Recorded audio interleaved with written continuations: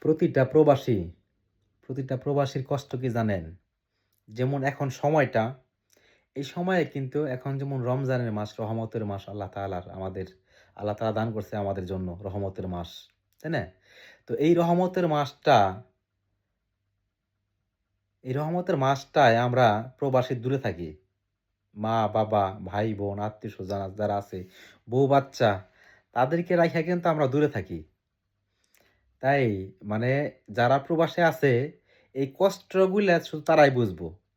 যে এই রমজান মাসটা কিন্তু রহমতের মাস, আনন্দের মাস আমাদের।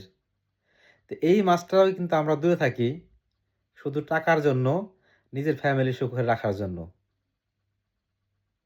তাই বাংলাদেশের মানুষ যারা আছেন, যারা ফ্যামিলি আছেন, তারা অবশ্যই বোঝার চেষ্টা করবেন যে বাহিরে থাকে তার সান্ত্বনা এবং ভালোবাসা দিবেন, তার লাগে ভালো আচরণ করবেন। কারণ আপনাদেরকে সুখে রাখার জন্য উনি অনেক কিছু ত্যাগ করতেছে। হয়তো যেটা আপনারা বুঝতেছেন না। ভালো থাকবেন।